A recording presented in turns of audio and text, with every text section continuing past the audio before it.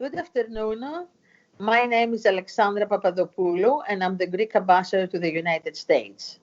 I would like to welcome all of you back to our celebration of the battles of Thermopylae and Salamis, which the Greek embassy is hosting in partnership with the Hellenic American Leadership Council. We began this 25th centennial celebration with a wonderful discussion with Professor Paul Cartledge this past Monday. Today, we have the perfect follow-up to that event. It is my pleasure to welcome Mr. Steven Pressfield, an honorary citizen of Sparta and the author of the amazing novel of the Battle of Thermopylae, The Gates of Fire. In my introduction on Monday, I noted that the anniversary gives us the opportunity to delve into deep historical and philosophical human questions about honor and duty and ways of life and values. Stephen does exactly that in The Gates of Fire. He brings the Spartans and Thermopylae to life in an amazingly vivid fashion. Mr. Pressfield, Stephen, I very much look forward to your interview today, and hopefully we will soon have the opportunity to discuss your other works on ancient Greece. And now I turn the event over to my compatriot. We come from the same little city, small city in southern Peloponnese, Philiatra, the executive director of the Hellenic American Leadership Council, Andy Zemenidis. Andy, let's hear. Thank you, Madam Ambassador, and thank you, Stephen, for joining us. On Monday, the ambassador says we're doing more than commemorating, we're celebrating the Battle of Thermopylae and the Battle of Salamis. But today we're concentrating on Thermopylae, and there is no better way to celebrate this battle, I think, than concentrating on your work and focusing on the Gates of Fire. As we study Thermopylae, it's easy to look at it just as a history and memorize dates and memorize the three gates, the troop movements, but you did bring it to life. This is a human drama. That's really, and I think this story is more important than ever because as we deal with the COVID crisis, people focus on numbers and statistics, and they really don't understand the human stories behind this. Tell us how you came. This was written as a follow-up to the Legend of Bagger Vance, so it kind of came out of left field. Tell us how you came to write The Gates of Fire.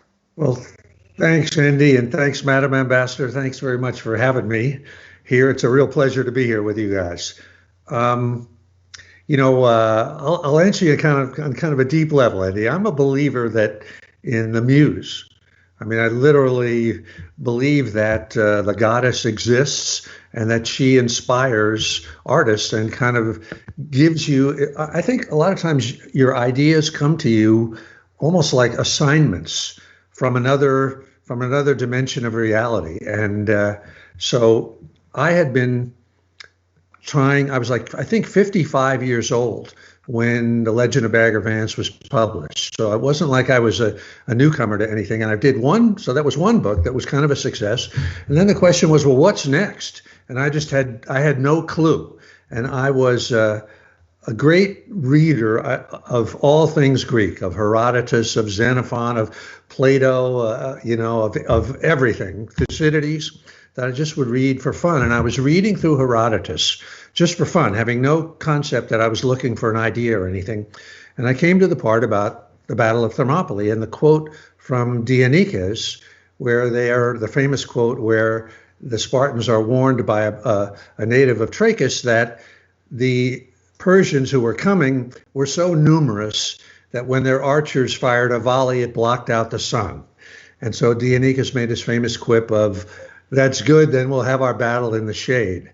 And when I heard that, I felt like like 2,500 years went away.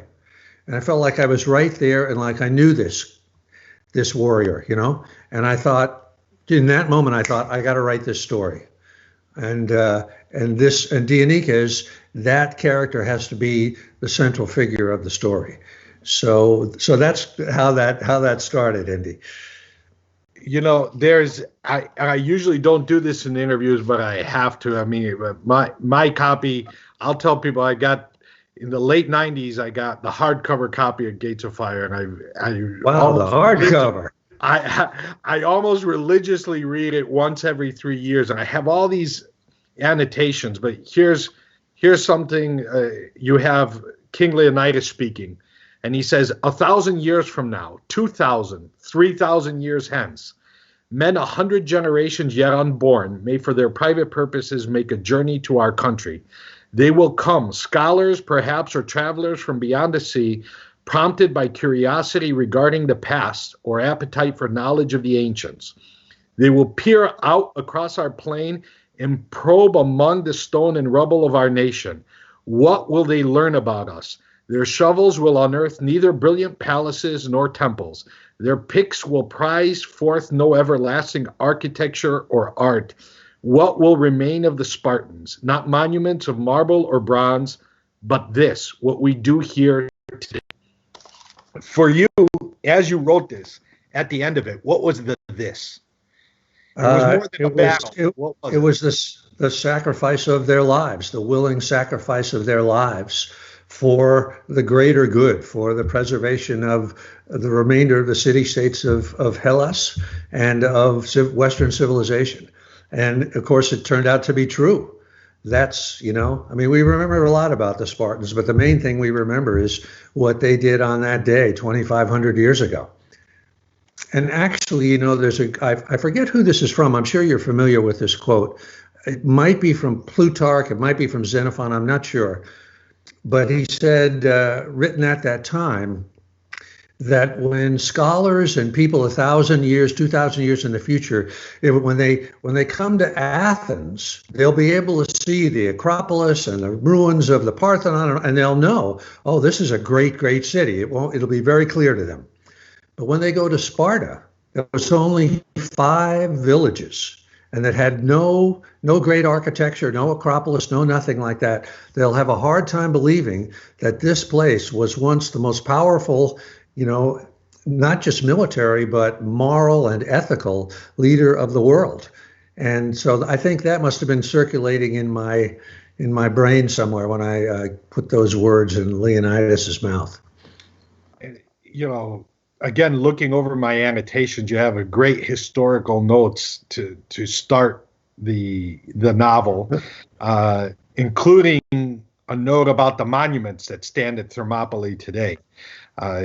And the one that I think captures who the Spartans were was the quote, and we covered this a little bit with Professor Cartledge, "Go tell the Spartans, strangers passing by, here obedient to their laws we lie." How did you bring that? What was that not only that sacrifice, but this code, this code of Lycurgos? How did that strike you? How did that shape the Spartans that you wrote about? It really was the center of everything, Andy. I think that I think the Spartans really embodied, along with maybe the samurai of Japan, the sort of the supreme warrior culture of with the warrior ethic that they embodied. And of course, their sacrifice at Thermopylae was not like a radical departure from anything. It was really what the whole culture was about. It was building to the concept of being willing to lay down your life in a cause greater than yourselves. Like I forget again which Spartan king it was that said this. It might have been Leonidas, or I don't know. But they asked him what the supreme warrior virtue was, from which all other virtues flowed. And he replied, contempt for death. And I think that was really what Thermopylae, from the 300 Spartan side, was all about. That death to them was a small price to pay, that they held it in contempt and overcame the fear that they had, which they were human beings. Everybody else had it too. You talked about Leonidas as a central character. Another central character, which you actually start the novel with, and it's tied to Leonidas, is Seonis. I don't know if I'm pronouncing it correct, but through him, you actually you introduce us to helots, secondary class, and you actually give us a lot about the Spartan culture beyond the warriors. And that's what makes this an even more fascinating human drama. And what were you trying to do with these characters? That's a great question, Andy. The Spartan culture, if we think about it, was so unique among all of the city-states of Greece and the whole world. There was no other city had chosen to live the way they lived. And the idea that there was no money was outlawed, that every occupation was forbidden except that of warrior, the whole relation of men and women, et cetera, was kind of so odd to our contemporary ears. It was almost like a science fiction culture. It was like Lord of the Rings or something like that. And so I really felt, as I was writing this thing, how am I going to communicate this? How am I going to tell this story so that it makes sense to the reader? And I thought, there's such a thing as an intermediary character. And like, if you think about To Kill a Mockingbird, you have the character of Scout, the daughter of Atticus Finch, and she's kind of the one that lets us, the readers, into the story. And so I felt like I needed a character like that was going to that was a foreigner, was not a Spartan, that came to Sparta, for his own purposes, and had to kind of learn the culture himself, so that he, as he told the story, and if you remember, and I know you do, and the story is really Xionis telling the story to the Persian king in the aftermath of the battle, and the Persian king Xerxes wanting to know, who were these guys? How were they so brave? How did they die? How did they fight so well? So I deliberately picked that character of Xionis as an intermediary character that we, the readers, could relate to, and who could kind of open the door to us and let us into the story. And where he had to explain something to us about Spartan society, he could, and it would make sense. And that was kind of one of my favorite parts of the book, because, you contrast it with the movie The 300, where the Allies left and it was only the Spartans at the end. Here you see, and people forget that at Thermopylae there were 7,000 Greeks. Right, and at the very end, Xionis was there, Thespians were there, helots and freed squires. It leads to one of my favorite scenes in your book, where the Spartans started exchanging their armor with the Thespians and their cloaks, and I think you said at the end of this process, you couldn't tell who was a helot and a squire or a Spartan, and all distinction between nations was effaced. And you get the feeling that it was a very emotional point, because Greece came together right there at that moment. And I don't think that's a really well told part of the story. And you may be the only one who really tells that story. To me, it's Andy, you really read the book thoroughly and deeply. I'm very gratified to see that. But to me, in many ways, that was the most exemplary act of courage of all, that the other warriors from the city of Thespia, who were not like the Spartans, they hadn't been trained from birth to sacrifice their lives. And beyond that, as Herodotus says, the quote unquote, the servants of the battle train, meaning the helots, or because sometimes an individual Spartan warrior had as many as 7 helots with him, carrying his armor and taking care of stuff. I don't know how many they had there. Nobody ever says. But certainly for them to stay, was and willingly sacrifice their lives along with the remainder of the 300 is really incredible amount of courage. And it really sort of, Sparta sometimes, I've really tried to imagine myself back into that world. And we know that the helots were, like in 300 and in other stories, they're sort of depicted as slaves that are, brutalized by the Spartans. But how could that be if on that morning, so many of them basically stayed, put on army knowing they were going to die? They could have left, they could have gone home, they could have saved their lives. The rest of the Greek allies were released by Leonidas, and they did go home to fight again, to live to fight another day. But those servants stayed, and it tells me that the bond between them and their warriors, the ones that they carried the armor for, must have been, an incredibly deep bond to do that. And so my hat is, I salute them, and I hope they're not forgotten when we honor, the 300 on this anniversary. A little known fact about your book, because Thermopylae is treated obviously in detail by great scholars and by Herodotus, but it is your book that's taught at Annapolis, at West Point and Marine, part of the Marine Corps cadet reading list, and some people may be familiar with an edited volume called The Leader's Bookshelf that was put out by Admiral James Stavridis. What was fascinating here is that he did two different lists, a list that was done by the 40 top 4-star generals, and then a reading list by junior officers. And in both lists, Gates of Fire was listed as must reading for leadership. And this is a story of leaders, and you connect us kind of with a leadership ethos in Leonidas. And when it comes to Leonidas, is he the reason why the Spartans were different in Thermopylae than they were 10 years earlier in Marathon?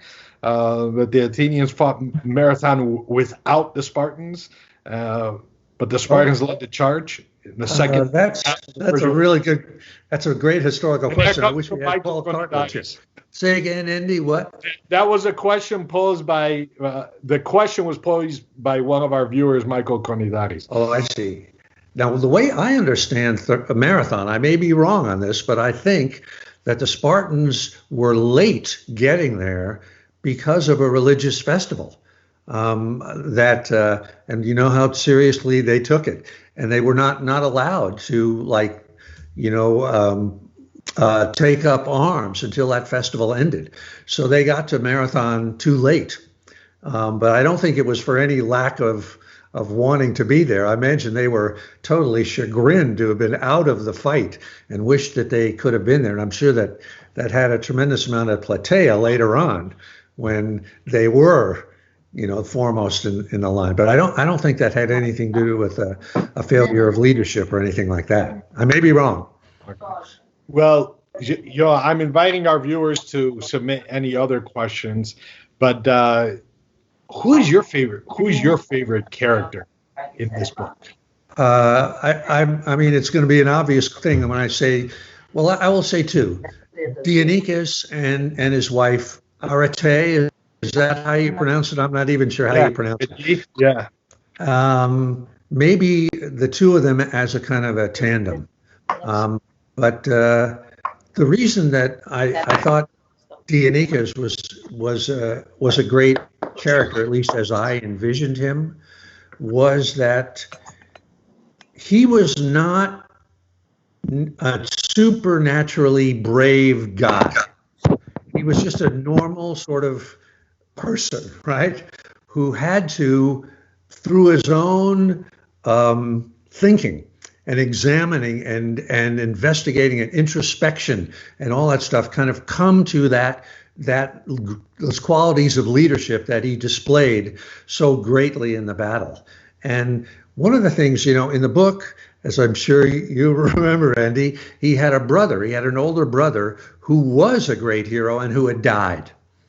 And I think a lot of times, when we read about great athletes or something that shoot across the sky like a Michael Jordan, or something like that, that's not a good example here. And you get into their family, you realize a lot of times they had like a brother, an older brother, or even 2 or 3 older brothers that in childhood were greater than they were.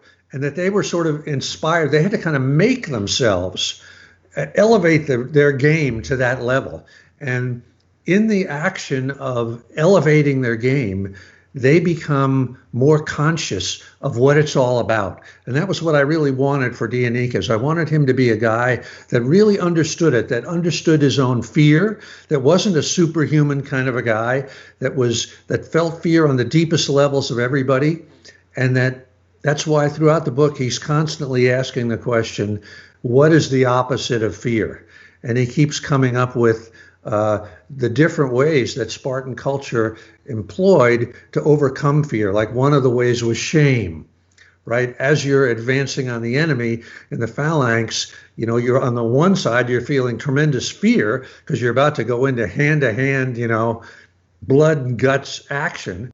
So to make the warriors go forward, the culture had a tremendous amount of shame. If you were to run away, you could never show your face again. Your whole family was destroyed. But to Leonidas, that was not enough. He didn't like that. He thought that's not really the opposite of fear. And then he kind of goes through layer after layer of the devices that he uses. Like, for instance, if you're an officer, your primary care is for your men. And so you can forget your own fear worrying about your men. He says, but I don't accept that either. He said, that's not really the opposite of fear. That's just a different kind of form of fear. And so when he finally comes to the conclusion at the gates of fire, at the hot gates, that the opposite of fear is love. And that, to me, that's sort of the payoff of the whole book. That's what Spartan culture was about. And I think that's what the warrior ethos is all about, and it's what leadership is all about. That what one person is doing is for the good of the others. It's that famous quote about, why do the Spartans punish with a monetary fine, the warrior who throws away or loses his helmet or his breastplate, but punish with death the warrior who loses his shield?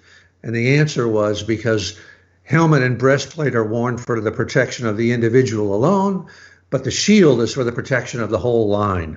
So that's kind of the opposite of fear is love, is the love of these wars and for the society as a whole. I think I wandered off of track there. I think it's an amazing point. It's something in this particular story. It's something you see again in the movie, The 300, at the end, where Stelios tells King Leonidas, it's an honor to die by your side. And Leonidas says, it's an honor to live by yours. But it's also a theme that you nail over and over again, in a little commercial for your other books, Virtues of War in the Afghan Campaign. You saw that Alexander's men followed him because they loved him and he loved them, and that comes across. Is that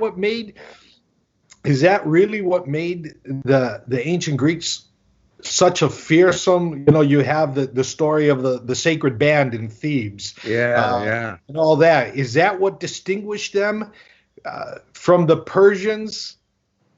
Who sometimes had to whip their troops? Yeah. I think so. I mean, again, it's so hard. You have to sort of project yourself in imagination back into that world. But if you think about the nature of phalanx warfare, where you have a front rank and then you have 7 ranks behind it, and the phalanx is advancing towards the enemy, and the shields of the men in the front rank are overlapped in such a way that one protects the other as they go forward. And that in that phalanx, if you can imagine what it must have been like, where it's not like the American Army or any other army today where people are drafted from Kansas and from Texas and from New York. If you're in the phalanx, you have to feel like, the guy behind you is your cousin, and the guy in front of you, your father, is in the rank to the other side. And so, and it also, when you read the ancients and they talk about this phalanx warfare, as they would be advancing toward the enemy, in addition to the pipers and the songs that they might sing, they were talking to each other and encouraging each other, And they would say things like, "Who will be a brave man today?" "Who will stand and not falter?" So that is really in absolute fact the bonds of love between those guys. If you can imagine what it must have been like to have survived one of those battles and then come back out with your buddies. I mean, if you think about what football players and basketball players feel today after a hard game, imagine what that was like. And particularly to have this thing year after year, where every summer is another war. If I may talk about another book that I wrote, it was about the Israeli army. Yeah. And in the 6-Day War, the 1967 war, and I went over there and interviewed 70 of the various soldiers and fighter pilots and tank commanders. And it was a lot like the Spartans in the sense that these guys have been to war not once, but over and over and over. And they go to war with the same people, their same neighbors, their same friends, the same, so the bond there is, the same as the Spartans in a way. And it's another thing. I think that PTSD and things like that were probably pretty unknown in those days because the society was so tightly bound. No one came home as an individual. They came home as part of, their platoon, their squad, their army. I want to get to your depiction of the battle itself. This book is perfect in so many ways, but you talked about the Spartan ethos was a contempt for death. And I want to talk about the Molon Lavet scene in particular, because every time we've seen it depicted in other popular culture, let's take the movie, The 300. Molon Lavet was at the front end of the battle. It was almost like trash talk. Get some. In your depiction of it, it was at the end. They knew they were going to die. King Leonidas, as you write, and this may spoil it for some people, but as I've told you, I've read it 6 times. It's more powerful today than it was the first time. He was wounded in both legs and somehow faked it and managed to get up to the top of the Phocian wall. Tell us about that scene and how it felt writing it and capturing that contempt for death. I'll tell you, reading it, it makes me wish I was one of those. I was ready to sacrifice. Every time I read it, I'm ready to sacrifice with King Leonidas. Well, of course, to me, the great thing about that scene, I mean, Molon Lavet means come and take them, right? And it was a response to the Persian commander's demand that the Spartans lay down their arms. And so come and take them is like probably one of the greatest, kind of, if you call it trash talk, that anybody has ever done. And of course, the monument at Thermopylae today, that's all it says, is Molon Lavet, right? So again, to me, I mean, in writing those scenes, I'm sure I'm like any other writer that writes any kind of action scene. You sort of become consumed with it yourself, and by the time you're finished, you're like in a pool of sweat. You have to be scraped off the floor, and dragged away from the keyboard. But to me, when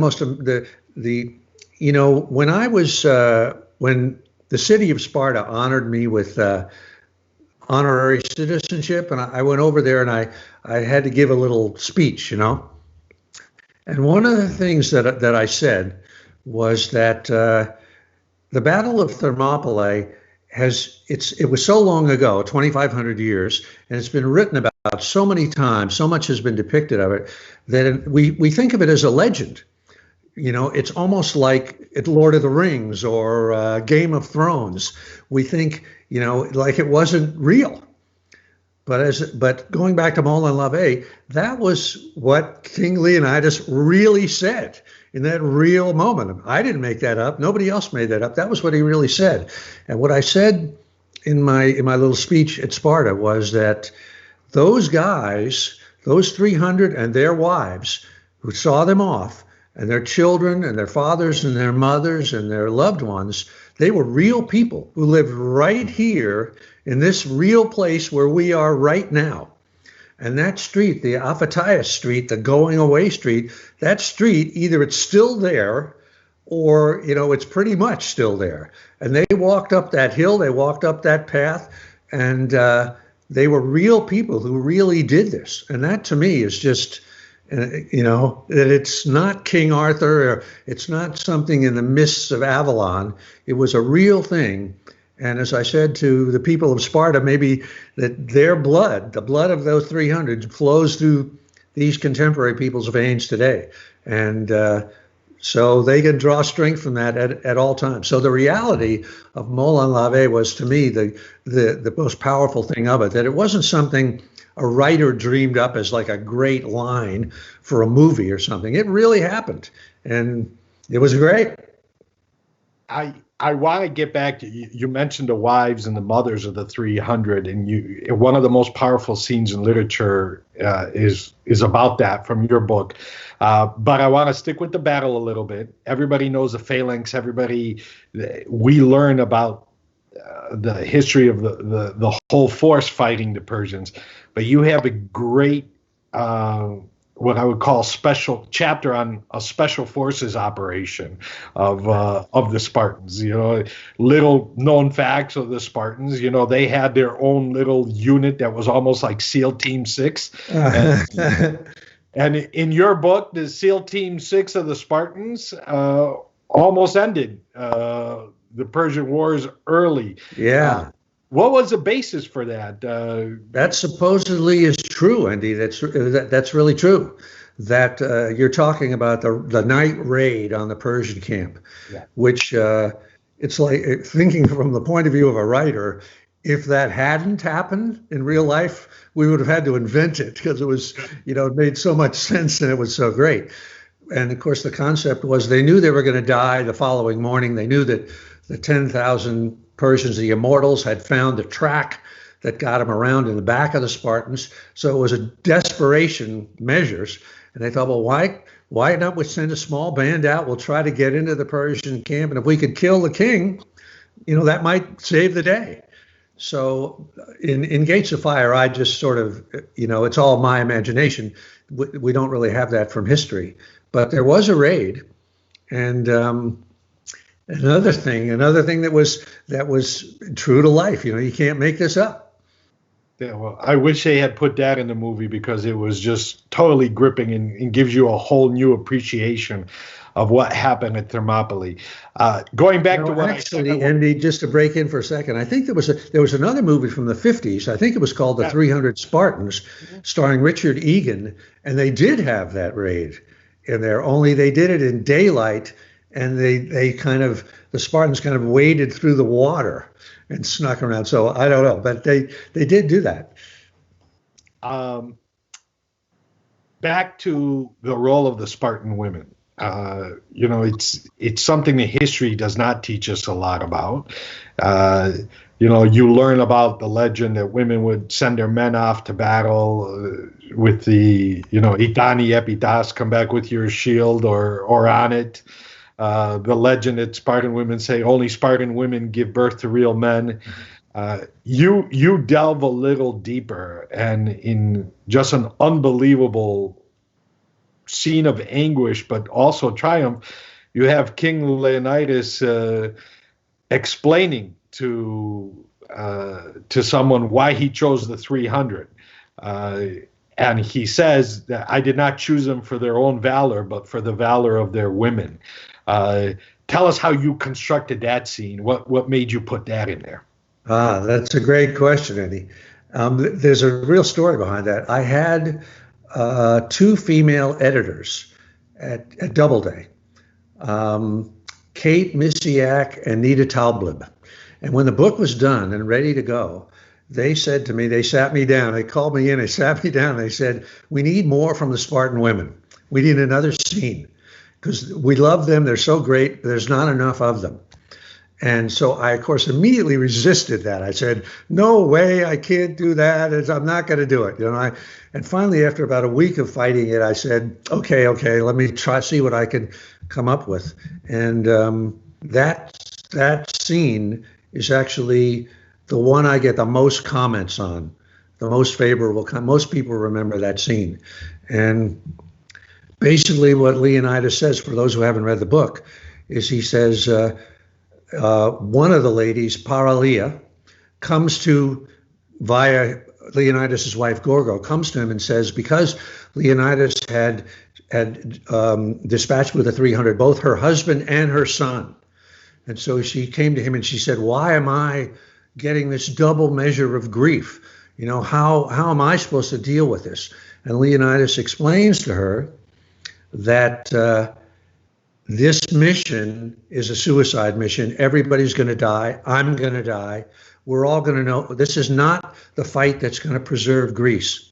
But what is going to preserve Greece is when the other cities who have time to rally now, and we're buying them time. And so he says, I chose these 300 for the courage of their wives and how they would bear up. Because when the word comes back that all 300 of us have died, everyone in Sparta is going to look to the women, to the wives and the daughters and the mothers of these 300. And if they crack, if they break down weeping, if they fall apart, then Sparta's going to fall apart and the rest of Greece is going to fall apart.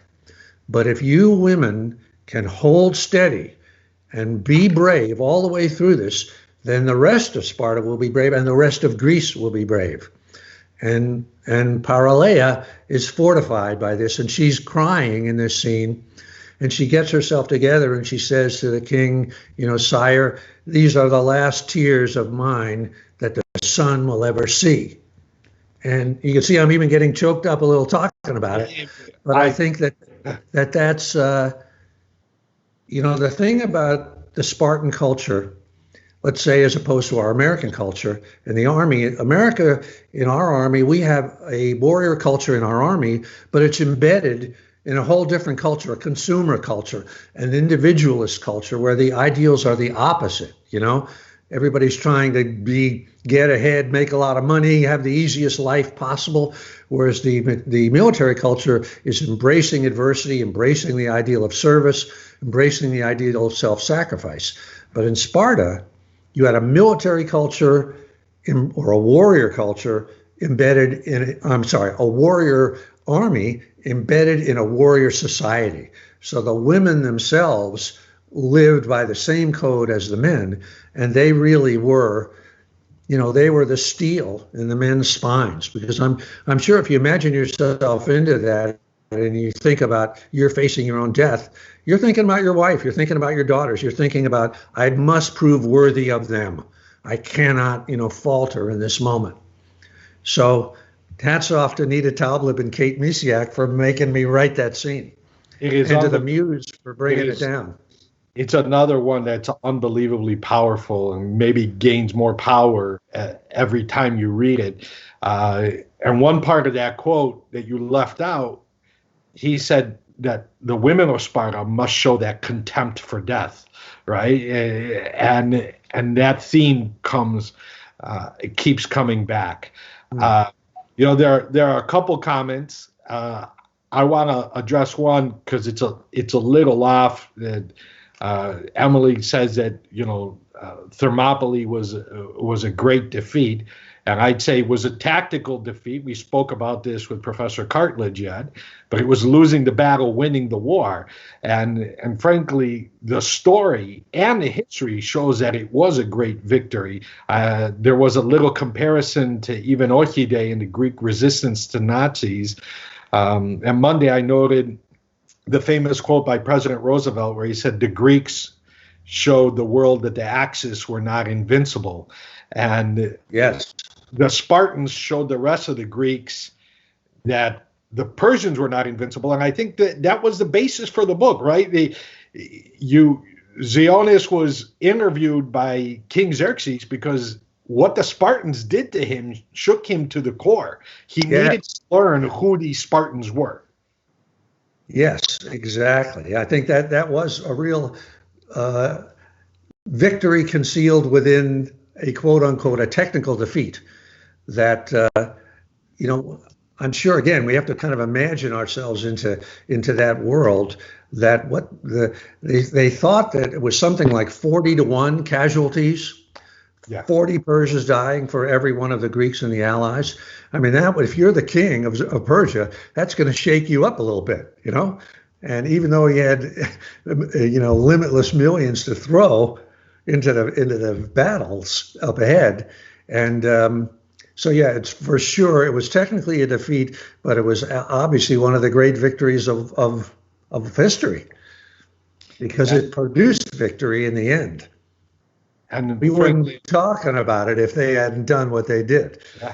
And that's something that, again, as the ambassador on Monday, she introduced the concept of celebrating and not commemorating. Part of that celebration has to be the very fact that we talked about where your book is read, but both the battles of Thermopylae and Salamis are being taught at the Naval Academy, in the Marine Corps, in the U.S. Army. I mean, if that is not reason alone to be celebrating this, what Xerxes did is not being taught. What the Spartans, Athenians, and the Greeks did is being taught.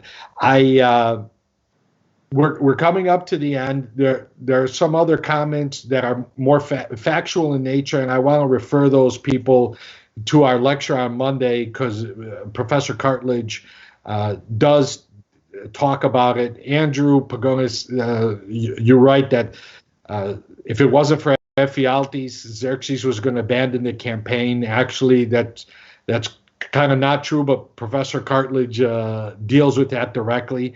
I want to talk about the continuation of this celebration throughout the rest of this year, and something that you're going to offer up, Steven, a series that we're looking forward to working with you on and promoting. But tell us a little bit about it, because even though we're going to be stuck in the virtual world for a little bit, I think you're giving us something very exciting to look forward to. Well, I was just thinking, with everybody, with the coronavirus situation, what it is, and people wanting to take advantage of, if people are stuck at home and, or can't really work full time, anything like that, our people are looking, I think, for a little education, a little sort of, something they can watch online and learn something from. And I thought, well, I'd like to contribute to that. And I thought, well, what do I know? What can I? And I thought, although this seems kind of egomaniacal, I thought, well, I know my own books, and I can kind of talk about them. So I'm going to do a kind of a series. I haven't started it yet, but I'm going to do kind of a short videos, like maybe 5 minutes long or 10 minutes long or something like that, and do, I don't know, maybe 20 or 30 of them. And a lot of like what we talked about today. I'll talk about Thermopylae. I'll talk about the history of it, but I'll also talk about how a writer approaches a subject, and about the writing of it, and the whole creative process. And I'm going to do that for some of my other books too, most of which are all Greek themed. And so thank you for helping me on this, Andy. And I'll put that up on Instagram and Facebook or whatever, or we'll talk about that. And we'll see if people will respond. But just for educational sake. God, that's great. We look forward to working with you on it. And people have time to read. So hopefully most people who participated today already read Gates of Fire. You should read Tides of War. I will note that Steven, in his great contribution to Tim Ferriss's Tribe of Mentors, says that he gives Thucydides' History of the Peloponnesian War as the book that he gifts more often, and Tides of War is a great novelization of that war. The Virtues of War and the Afghan Campaign about Alexander the Great. Once you start picking up Steven Pressfield, you are not going to put it down, and it really gives you a sense to celebrate Greek history. So, Steven, I want to thank you, and I want to turn it over to the ambassador to close us out and remind all our viewers that we're going to end this week with Professor Barry Strauss, who we have featured before, and the Battle of Salamis, which was a victory. But Steven, before we turn over to the one thing I wanted to say. Yeah. Thanks very much, Andy. Thanks, Madam Ambassador. Before I Before I turn off the stage here, on the subject of reading, let me suggest a couple of books to our viewers that have nothing to do with me. If you want to read more about this, read Herodotus, the histories, read Thucydides, the history of the Peloponnesian War, and a great one, there's a Penguin paperback called Plutarch on Sparta. And it's a sort of a short compilation. And in that book is a short chapter called Sayings of the Spartans and Sayings of the Spartan Women. And these are great one-line, it really gives you a flash on that. And read Xenophon too. Read The Education of Cyrus, which purports to be about the training of the Persian youth as warriors, but is really about the Spartans and really tells how they were trained. So, but read anything by any of those ancients. They're so great. And that's all I have to say. Thanks very much, you guys. Ambassador? Thank you very much. I have to admit my guilt, confess my guilt. For a long time, I was reading only books that are non-fictional, with facts. Books that present history as historical, a series of historical facts, fact-based analysis and conclusions. And much later, I started reading books like fictional books that make a story out of history. And then I read, of course, The Gates of Fire. And I have to say that I understood history and the facts much better when I started reading the other side of the story. Because when you read the facts, it's something cold, something, of course, very objective, but very cold. It doesn't help you realize the human emotions, the human reactions behind the story. And it seems that you have half the story, half the picture. So orthological analysis is not everything when you want to realize the settings, the feelings, because after all, humans are humans. We're not machines. So we have failings, we have strengths, we have feelings, we have views, subjective views, and it's very important that we get to have the whole picture before we have we can have an opinion about what happened and what didn't happen. I want to focus on a couple of points from the so much interesting discussion we just all heard. Your book, if there is a message out of the book, is the power of symbolism. This is something so unique because you can have the biggest defeat or the biggest victory. And if this symbolism is not transmitted, is not communicated, then what's the point? It's just one sub-paragraph in a huge book. And the way you present the Thermopylae and what happened really gives substance to what we discussed with Professor Cartledge. That is not only about defeat or victory, it's not about the fact, it's what you want to communicate. Values like honor, duty, community. You also spoke about the community of purpose. In the Spartan world, a community of values, community of purpose, and community of ideals. And also, the last point I want to raise is the passage about women. I have to say, okay, I have a very personal view about that, but women are the backbone of society. And in the Greek culture, from ancient times to today, this is true. Greece, in reality, is a matriarchal society. Everything is around women. And there is a Greek saying, a woman can make a man or break a man, can make society or break society. And this is why this is so important that we educate women. We give women the role and the place they deserve in every society if we want this society to progress and really move forward. It was an amazing discussion. Thank you so much for sharing it with us. Thank you, Eddie, for everything. And I'll be really honored to get to meet you in person when this is over. Thank you. Thank you all. Stay safe and healthy, and see you again soon.